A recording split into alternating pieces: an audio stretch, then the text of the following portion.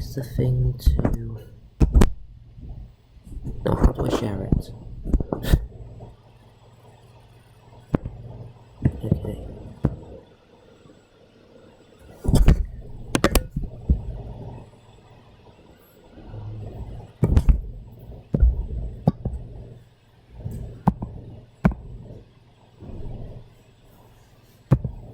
Stream settings. Business. Right.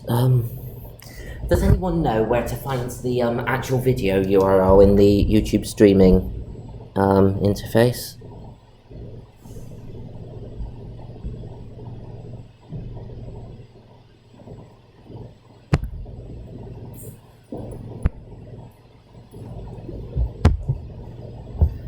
Okay, maybe I have to go.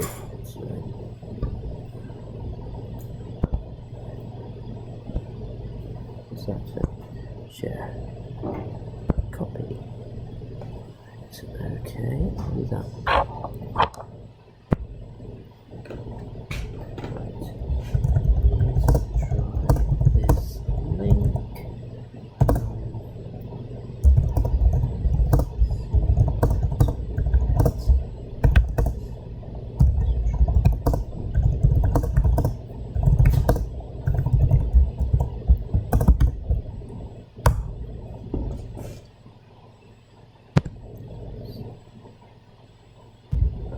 Right.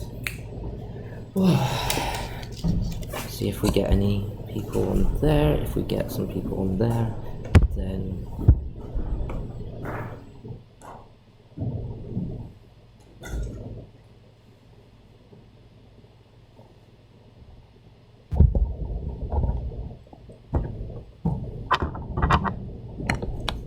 right. Okay. Yes, okay, we've got people looking. Okay, people in Microsoft Teams, can you actually hear me?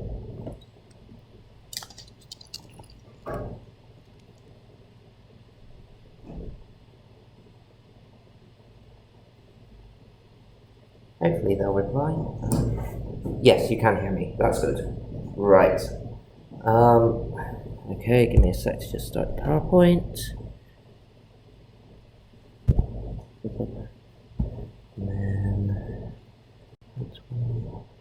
right, and then you should be able to see the stream on the slides. Right, okay.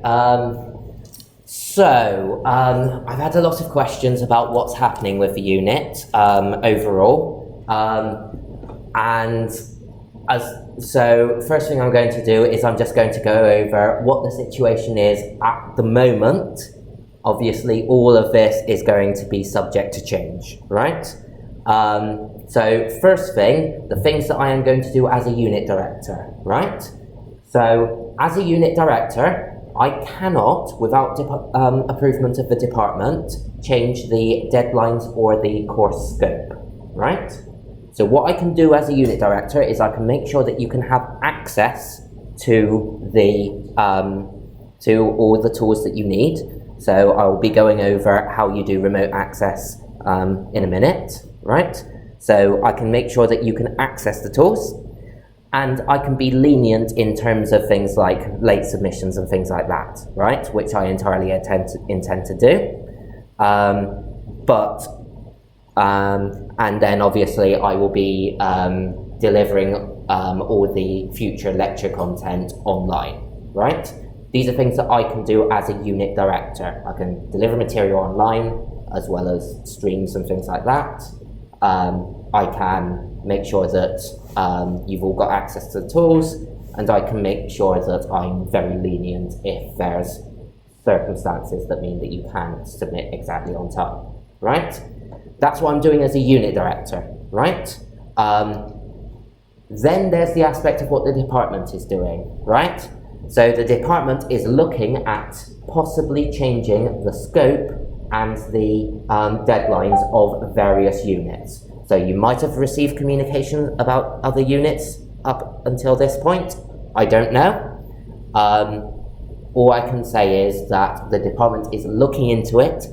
I can't release any details yet because nothing is confirmed, right? So, I mean, I could tell you, oh yeah, I'm thinking of doing this, I'm thinking of doing that, but it'll just cause confusion.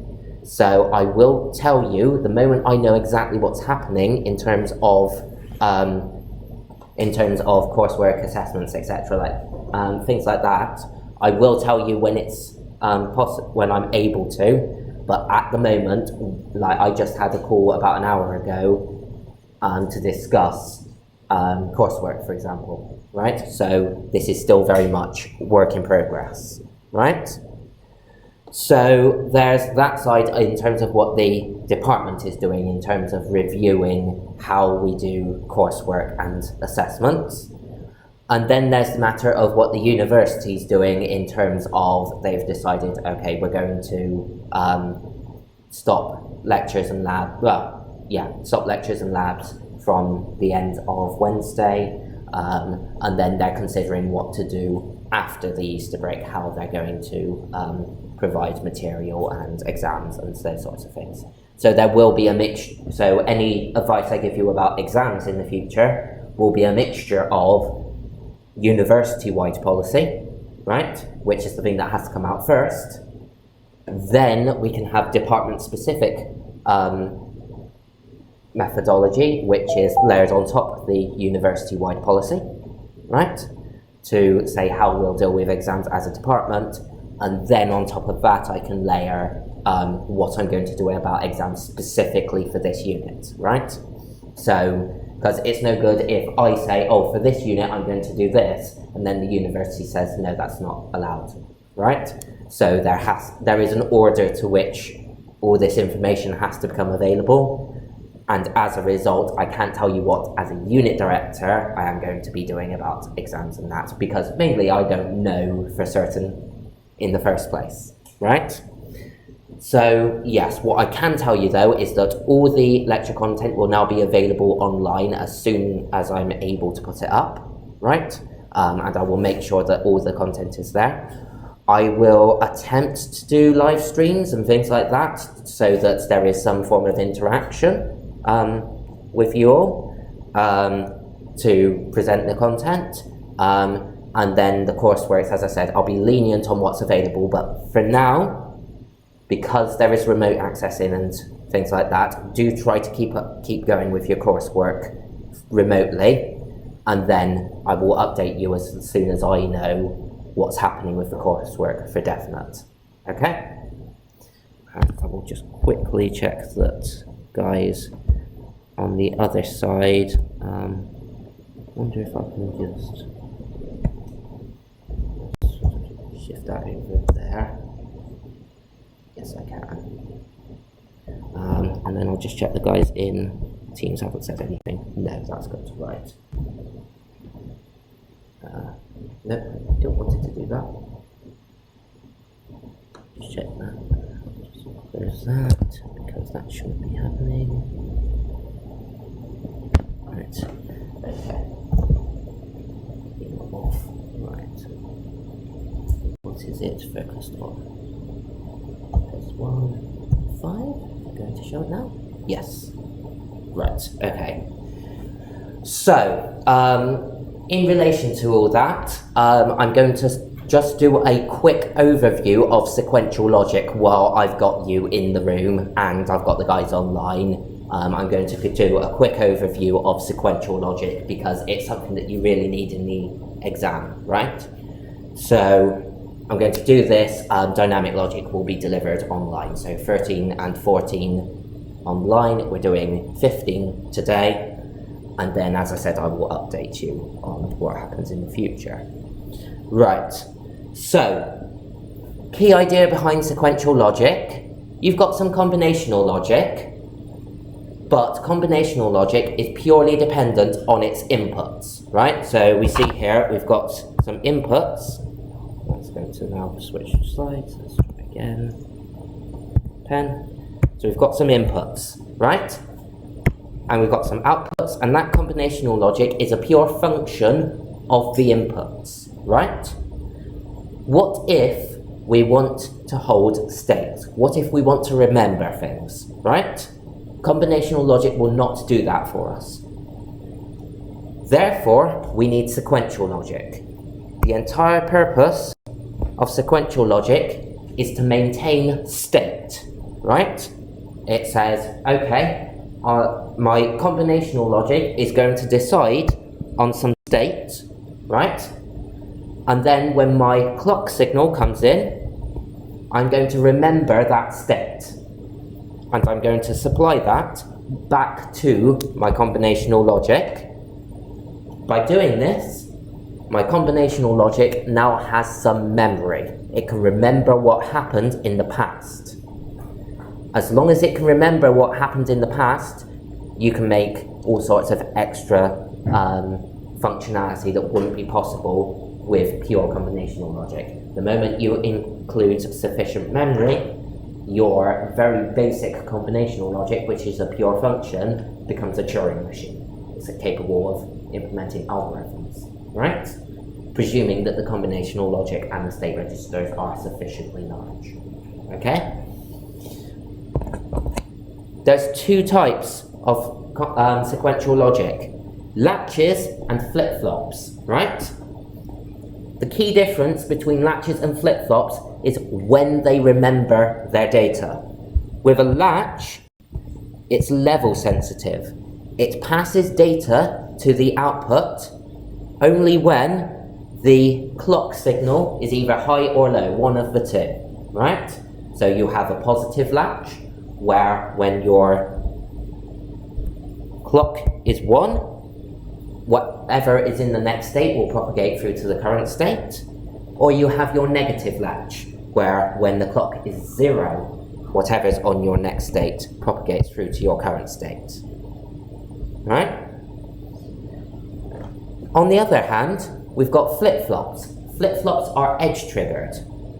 What a flip-flop does is when it sees an edge on the clock signal, so either a rising edge or a falling edge, it propagates its next state through to its current state, right?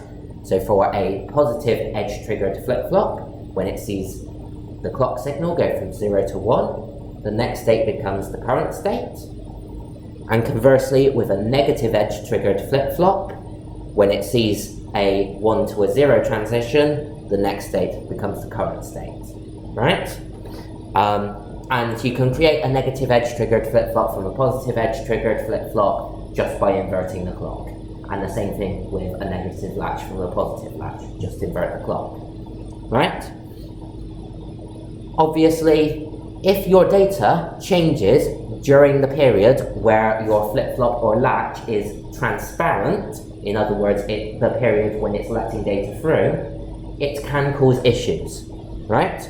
So with a flip-flop, because this one's the easier one to understand, if you've got your D, your next state input, changing at the same time as your rising edge of your clock, then it's going to corrupt your current state due to propagation delays through the logic inside the flip-flop. Similarly, with a latch, if you change your input, your next state, just as the latch is transitioning from transparent to opaque, so it goes from clock high, where it's letting data through, to clock low, where it's not letting data through, you change your next state at that point, you don't know what it will manage to output. Will it manage to copy the new state over? Will it keep the old state? Or will it do a mixture of both? Some bits manage to get through, some bits don't, right? So it's important to know when you're allowed to change your data and when your data must be held stable when dealing with this sequential logic. But there's these two types of logic, latches and flip-flops, right? So I just said there's specific time periods where your data needs to be stable, right? Here are some examples. So we need to give these names, right? We have, for a standard flip-flop, we have something called the setup time and the hold time, right? The setup time is the amount of time between the clock edge that it is triggered off of and the data becoming stable beforehand, right? So you've got you have your data, you have your clock edge. Your data must be ready a certain amount of time, the setup time, before your clock edge. If it is not ready, you don't know what your flip-flop will do. Depending on the flip-flop, depending on which particular flip-flop it is on your chip, it may pass the data through, it may not, right? This is the setup time. We also have the hold time. From your clock edge until the hold time, your data must always also be stable, right? If your data changes before your hold time has expired, again, you do not know what your flip-flop will do, right? And so some flip-flops will keep the data, some flip-flops will corrupt the data, some flip-flops will get the new value of the data, depending on which flip-flop it is on the chip, right? And finally, we have the CQ delay, the clock to output delay, right? This is the time from the clock edge to the data becoming stable on the output, right? So you could call this the propagation delay of your flip-flop, right? There is also a contamination delay for your flip-flop, right? So that is the delay from the clock edge to the data becoming disturbed on the output. So you have your clock edge, sometime later you have your data starts to change, and then sometime after that your data is stable with the new value, right? During that period, you do not know what your data will look like. It will be some corrupt form depending on which flip-flop transitions and which flip-flop doesn't, right? I'm just going to make a quick check on the Teams guys, just to be sure. Yep, all good. In YouTube, just in case they've put something in there. They all look fine. Good. This is to finish.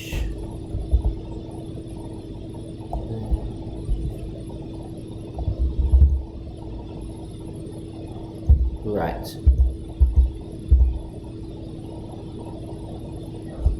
Yes. What is the difference of the last delay you mentioned and the TC? Right. So the difference between the contamination delay and the CQ or the propagation delay is that your contamination delay determines when the output of the flip-flop starts to change, when you can no longer rely on it, right? Conversely, the propagation delay, the CQ delay, is the time at which you can rely on the new piece of data being available. So before the contamination delay, you've definitely got your old data. After the propagation delay, you've definitely got your new data. Between the contamination and the propagation delay, you do not know what will be output from your flip-flop, right? And this will be important when we look at the possibility of having data going between flip-flops, right? So let's take the really simple scenario where you've got some combinational logic and it is feeding into a state register which feeds back into that same combinational logic, right? So first thing you need to consider is if I output some data from my state register, just here, turn the pen on, right? Do I know that the new state will be ready by the time my next clock signal occurs, the next time I get a rising edge of my clock, right? So on this clock edge, I output some states. Let's say the state is 1011. And then sometime later, I get the output 1100 for my next state. Do I know that this will be ready before this next clock edge, right? Well, to determine that, I need to know from this clock edge, how long does it take the data to get to the output of this flip-flop? Then I need to say, how long does it take for that 1011 to go through this logic to produce the 100? That's the output. That's the propagation delay of the logic. And then finally, I need to make sure that that 1100 is ready before my setup time, right? So I need to add on my setup time. If I make sure that, and then as long as this is less than the time between two clock edges, I know that my data is ready at least one setup time before the clock edge, right? If I do this, then I know that my new data will be ready and I will properly register it. Good? I'm thinking that the operation there is context for the output. And you said that the updates and this on the model, isn't that? So bearing in mind each component in our system has its own propagation delay. So the TCQ is the propagation delay from the clock signal on our register, just here, to the Q signal on our register, just there, right? It's the time it takes between a clock edge and the output becoming available and stable, right? So that's the propagation delay of the flip-flop. You've then got another propagation delay for the combinational logic, right? And then what you've effectively got is a propagation delay for the data to get from the D input of the flip-flop to the state holding element in the flip-flop, which is why we have a setup time, okay? So there are three propagation delays effectively here, from the clock to the output, from the input to the output of the combinational, and then from the input of the register to the state holding element inside, right? So that's why we need to make sure that those three components summed together, remember we're going to be using, we're going to be assuming complementary CMOS logic here, so we can just sum the individual stages. We assume that we regenerate at the output of each stage. So we say the sum of those has to be less than the clock period, the time between one clock edge and the next. However, that's not the only thing that we need to guarantee. We need to guarantee that we don't violate our hold time either, right? What we need to say is, we've got some new data, 1100 here, and this previously was 1011, but that is going to change. This value is going to change gradually to 1100. We need to make sure that by this signal changing, we don't then disturb this 1100 before our hold time is over, right? So we need to make sure that the contamination delay of our register, the time between our clock going high and our output starting to change, plus the contamination delay of our combinational logic, the time between this input starting to change and that output starting to change, must be greater than or equal to the hold time of the flip-flop, the time we must leave our data stable at the input, okay? If we don't do that, our data, our input to our flip-flop will start to change before the hold time is finished, and our flip-flop's data will be corrupted. We might end up with, say, a 0100 at the output, maybe. Okay? These are the two important components of flip-flop timing, yes. What if we consider the clock delay and the load delay on the The clock delay, what do you mean by the clock delay? In this one, so the TCQ is the time between the clock changing and the Q outputs becoming stable with the new value. That's a relatively long time. We're talking about a much shorter time called the contamination delay, which is the time between the clock changing and the output of that register starting to change, okay? It's a bit like TCQ, but we're not saying how long does it take to be stable, we're saying how long before it even starts to change, okay? Right? This is a tighter timing constraint because it's a smaller value, and so it's going to be harder for it to be greater than or equal to t hold. We're going to say how long before we start to disturb our output.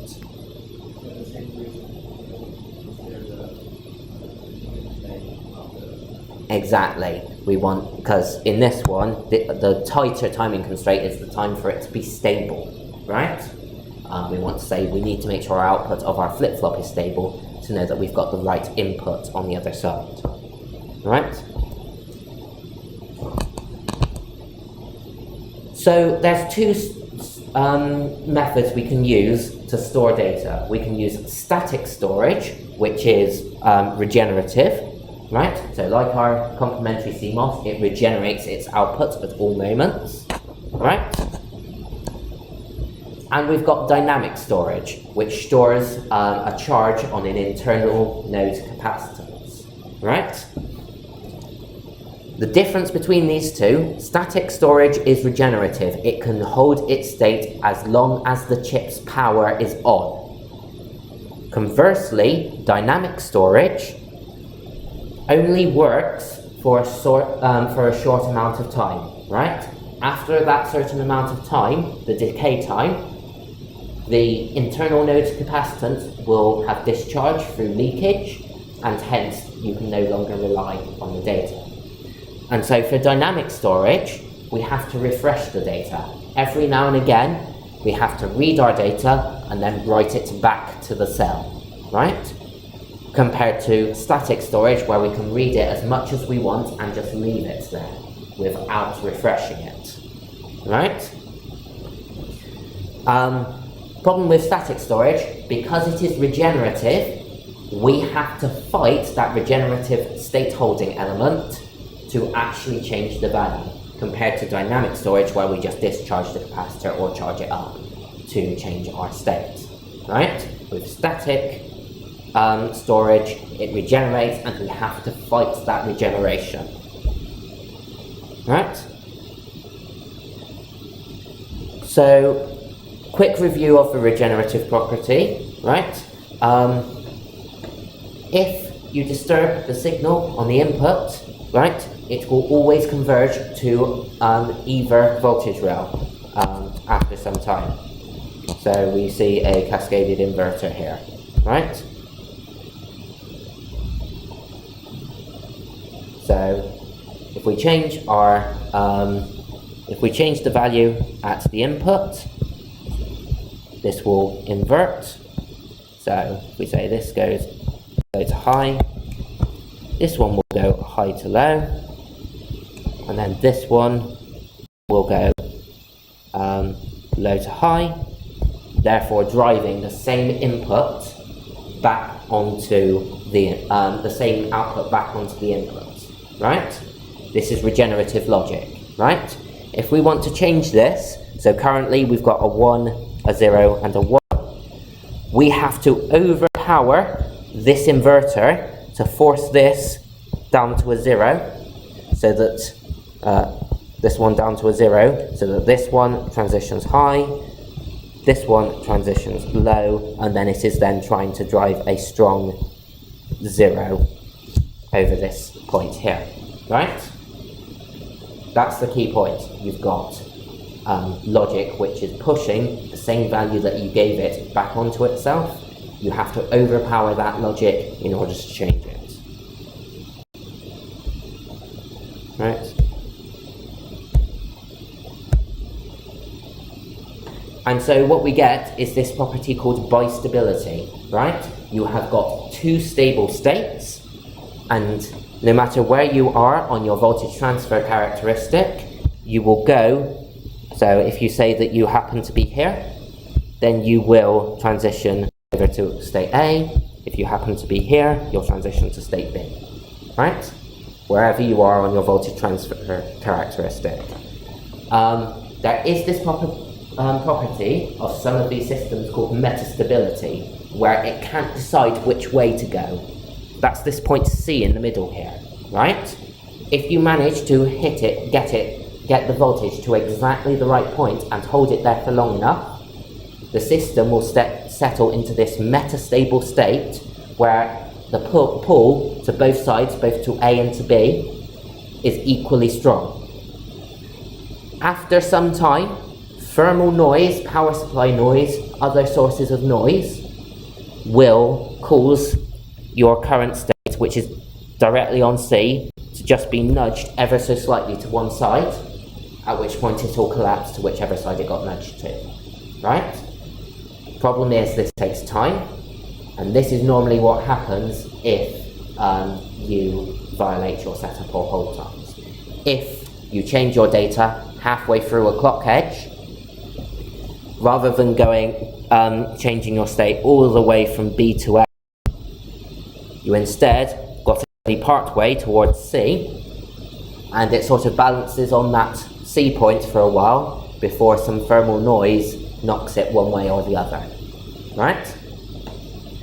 And depending on the flip-flop, depending on the exact details of how that flip-flop was manufactured, that tipping point, C, will be different. Each individual flip-flop will have a different tipping point, and the distribution of these tipping points is what defines your setup and hold times.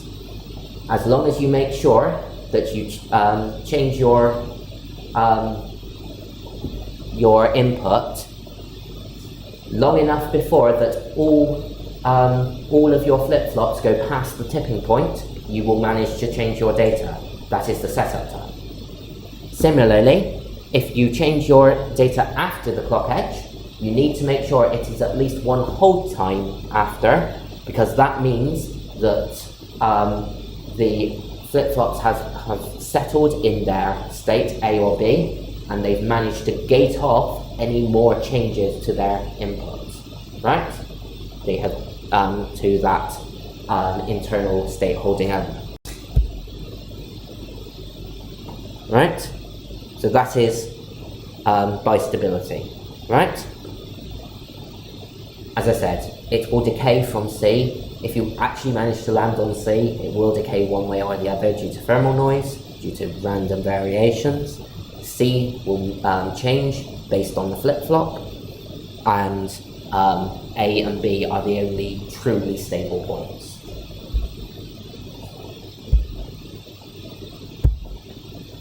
And so there were some very faint arrows coming up showing how the thing would sort of transition back to the A point, right? So gradually increasing the voltage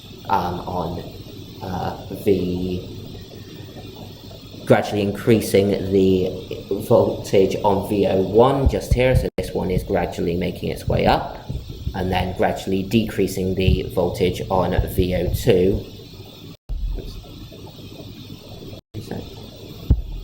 Right, and then gradually decreasing the voltage on VO2.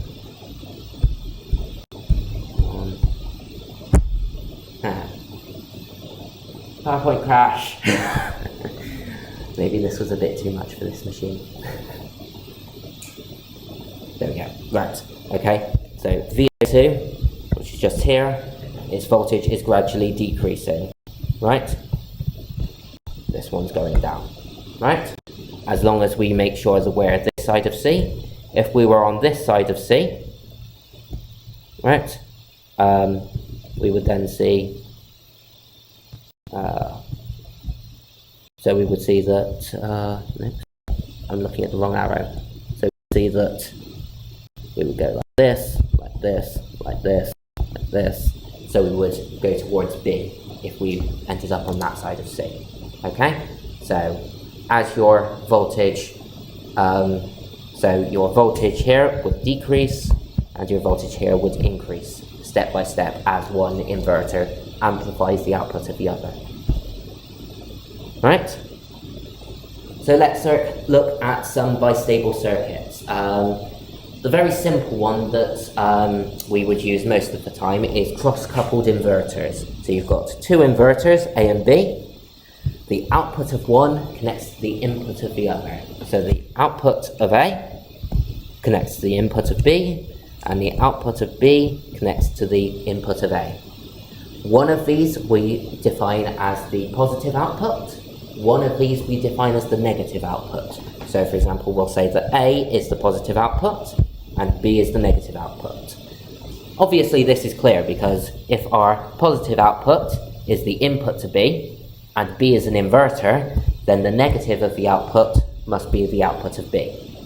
And similarly, if the output of B is the negative of the output and that's the input of A, then the output of A must be the positive of the output. Right?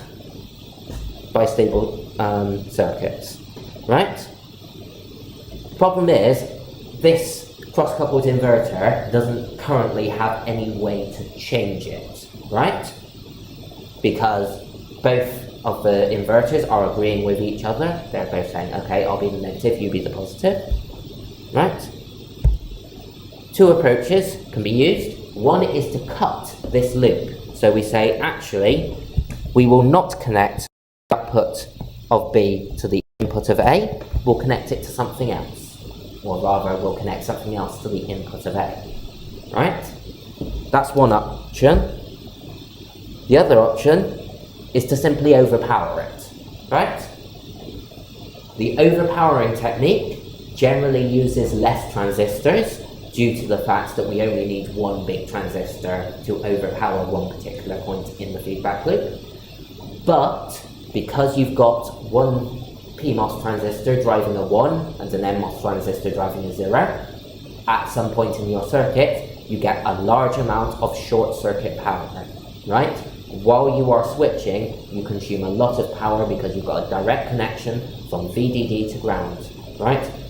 The PMOS being inside the inverter, the NMOS being the NMOS that's trying to overpower that feedback loop. Conversely, if you cut the feedback loop, you don't get the short circuit power that you get with a normal, with the overpowering technique. However, it requires more transistors to gate off some signals and enable other signals. Right? So, here's, so first thing we're going to say, let's have a look at latches, because latches are actually a bit easier, right? And we're going to be using the gating technique for now, right? So what we say is we have our clock signal, right? And we input it to a multiplexer. A multiplexer forwards the one input if the clock is 0, and forwards the other input if the clock is 1, right? We are going to be very specific in that this multiplexer must be CMOS, because if it is not CMOS, then it will not regenerate its output from its input, and hence we'll see signal degradation in the loop, right? So we will say this must be a CMOS multiplexer, unless we add some other form of regeneration, right? But what we see is that when our clock is high, this period here, the output of Q is fed back to the input and forwarded through, so we maintain our input, right? Maintain our state. When our clock is low in this region here, we take our D and we forward it to the Q output, right? Our latch is transparent, whatever appears on D goes forward to Q. Conversely, if our clock was 1, then whatever was on Q gets returned back round and it maintains its state. At the moment, we switch from being transparent to opaque, right? At that particular moment, whatever value is on Q is on D is captured, right? And so if D changes right next to this edge here, then we don't know what Q will capture, right? We don't know what our latch will capture. That would be a setup time violation or a hold time violation, whichever way around you want to look at it, right? Similarly, we can have a positive latch, which is just the inputs of the multiplexer the other way round. So notice this time when our clock is high, we are forwarding the D input, whereas when our clock is low, we're forwarding Q back round, right? So we're regenerating Q, right? This is a gating technique, and this is how we generate latches quite often, right? We have a multiplexer which is regenerative, and we feed it back round. Yes. Transparent and opaque. Transparent means that D propagates to Q. Opaque means that Q maintains its state. Okay? Right.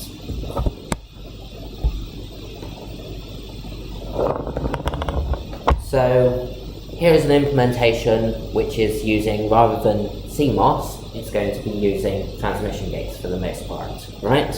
So instead of our previous technique where we said, oh, this would have to be a CMOS multiplexer so that it can regenerate itself, because CMOS multiplexers are very large in terms of the number of transistors, we'd prefer to use a transmission gate multiplexer, right?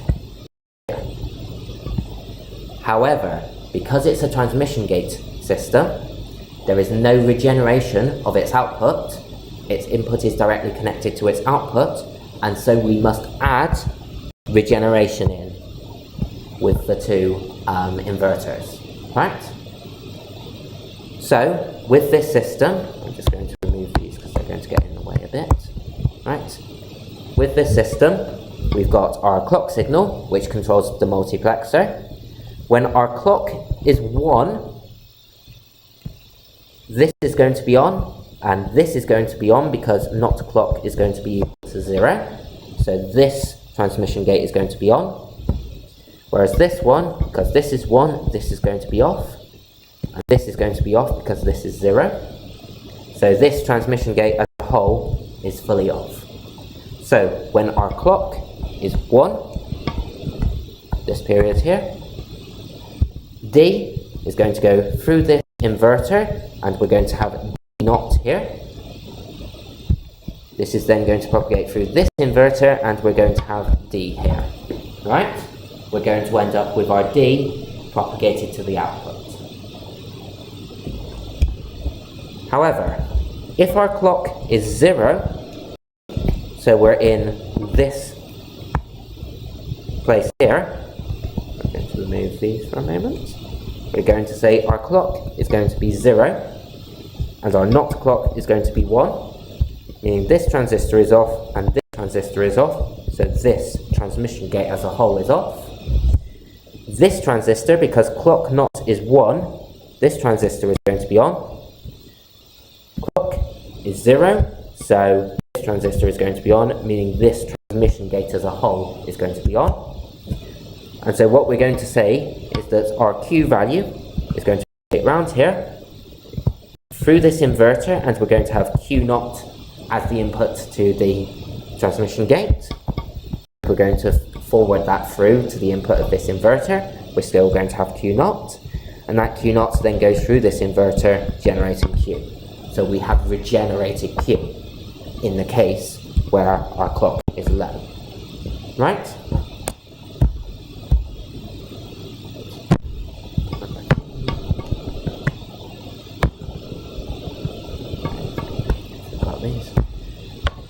Right, yes, so here is the animation showing that because when the clock is high, both these. When the clock is high, this transmission gate is on, this transmission gate is off. The regeneration of Q gets stopped at this point, and D gets to forward through. Whereas when we've got our clock low, our D gets stopped at this point, and instead our Q regeneration loop is fine. It goes straight through the transmission gate, and we get it holding data. Right? Now here's the question: what happens if you have some combinational logic which is very short? You set your latch to be transparent, so our clock goes to 1, our latch is now transparent, it's forwarding D to Q.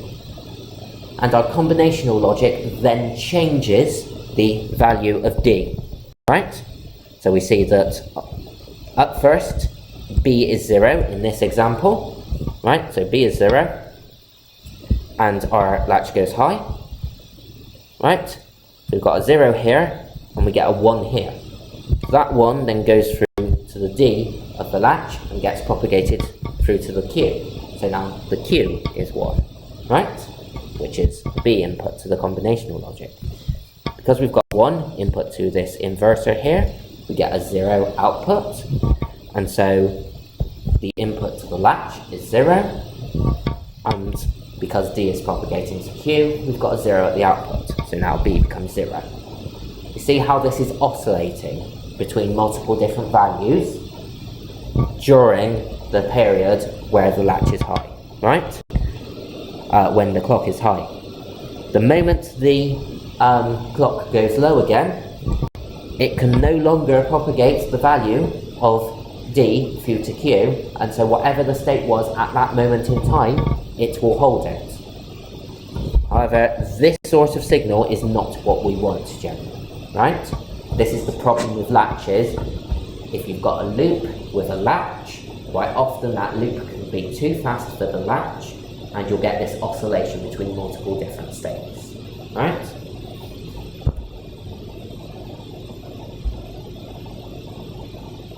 And this is purely a violation of the hold time, right? The hold time is the entire transparency period of our latch, right? Yes?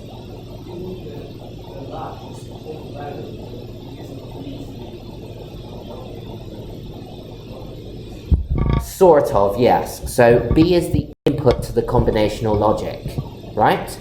If the latch only copied the state once, then B would flip and we'd be fine.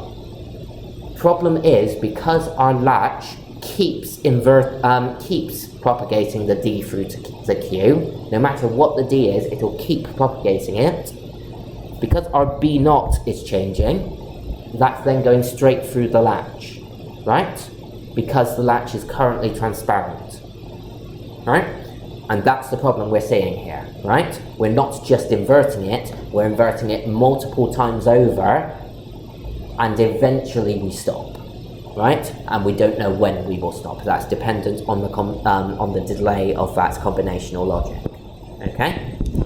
This is a problem, and it is effectively because we put a new value on here, so we put a so before we said we'll put a 0 on here. So we saw a 0 here. We saw a 1 come out here. This 1 came out here before the latch stopped being transparent, and so that is effectively a hold time violation, and it corrupted the data on our latch, right? Latches have half a clock period of hold time. This is not good, right? So, we want a flip-flop, because flip-flops are only transparent for a very, very short period of time between the setup and the hold, which is very, very small, because the hold time is very small, right? So, we want to create a flip-flop. How do we do it? We actually just cascade two latches together. We have one latch, which is able to propagate its input when the clock is high, and one which is able to propagate its input where the clock is low, right? So in this case, this is a negative latch, and this is a positive latch.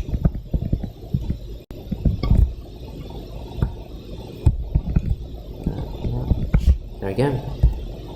Right? So our D, let's say our D is changing very, very fast. Right? This QM here, because it's the output of a negative latch, oh no, that must be a positive latch then, sorry, my mistake. That's positive, that's a negative, sorry. I'm just checking these slides are right because I didn't actually check this, but D must be the master must be a negative latch because D propagates when, yeah, that must be right. So why is QM, oh no, sorry, no, that's me reading the diagram wrong. Sorry, I was right. Positive and a negative latch, right. So, while the clock is high, QM stays stable, whereas while the clock is low, QM changes to replicate D, okay? That's what we expect from a negative latch.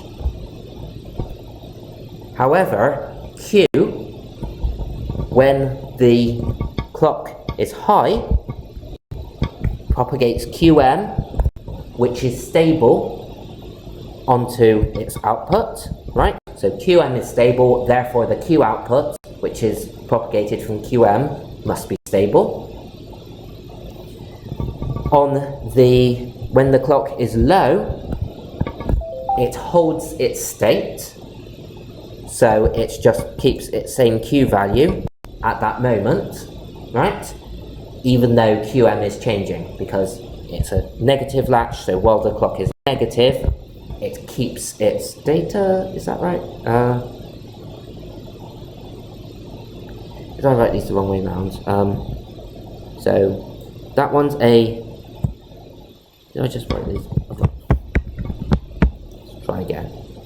Right, so that one is a negative latch, there we go. That one's a positive, I swear I just wrote those the right way around, but, so because it's a positive latch, when the clock is low, it maintains its state, and therefore the changes on QM cannot disturb it, right?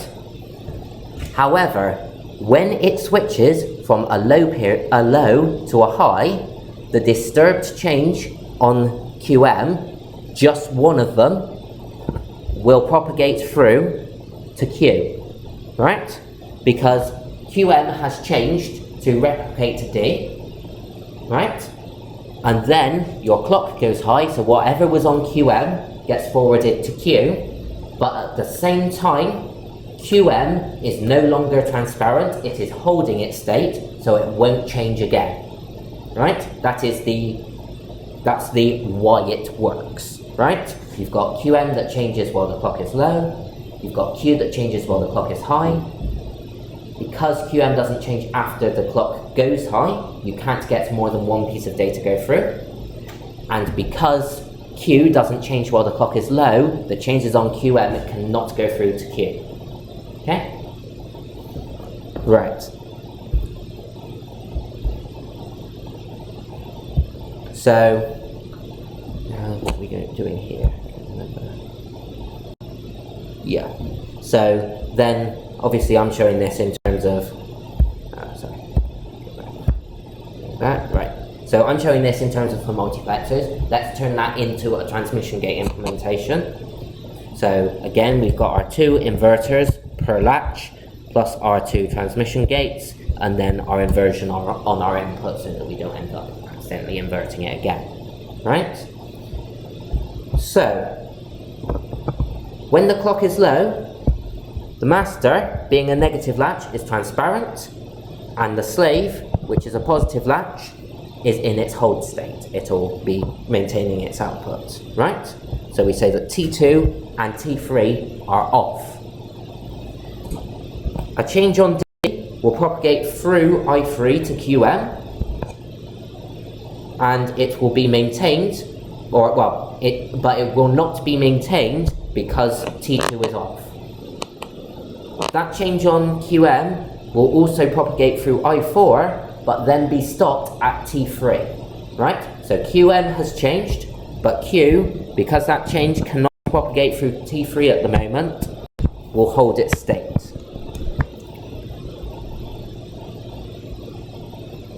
So yes, we can see the regenerative loop on Q here.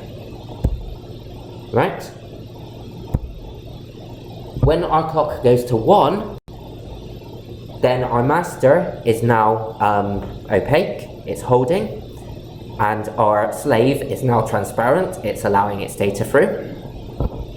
And as a result, the regenerated value of QM, well, QM is able to regenerate itself, and that regenerated value of QM is able to go through I4, through T3, out to Q. Regeneration on Q is now stopped by T4, right? So we are not, I4 and I5 are not trying to compete with each other. Key point there. You're not going to have that nasty short circuit current because we've cut off I5 through T4, and so I4 is able to properly drive the output. Right? And it's only when we change from a 0 to a 1 that the new value of QM will be able to propagate through to Q, and because T1 gets cut off at that moment, no more changes on D will ever propagate through to Q until the next clock edge. Okay?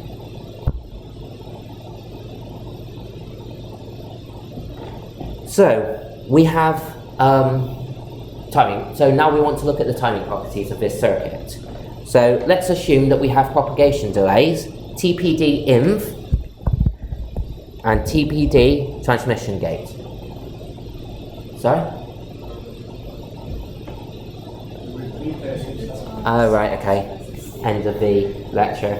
Okay, right, so end of the lecture. You've got the idea behind flip-flops. I will produce more stuff in the future in terms of going through the rest of the slides. I've actually only got 3 left. So I'll go through the timing properties online, but you've got the idea behind flip-flops. So do enjoy yourself, stay safe, wash your hands, yes, wash your hands all the time. Rub your hands raw with how much you wash them. 20 seconds. Yep, 20 seconds. And yeah, stay safe. I will update you the moment I can tell you what's happening with the course. But for now, get on with 3A and 3B. I'll send out an email about how you do remote access. But even if we decided to get rid of all the coursework, theoretical scenario, it would still be worth trying to do 3B, Lab 4 and the mini project yourself, purely because it's a good thing to try, right? But otherwise, yes, keep going as is for now in terms of remote access, try and get it done, and I will update you once we know what's happening. Okay?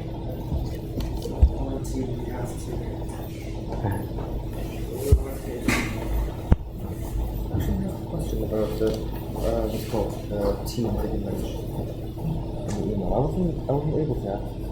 Right. What time did you try to join? I tried to join at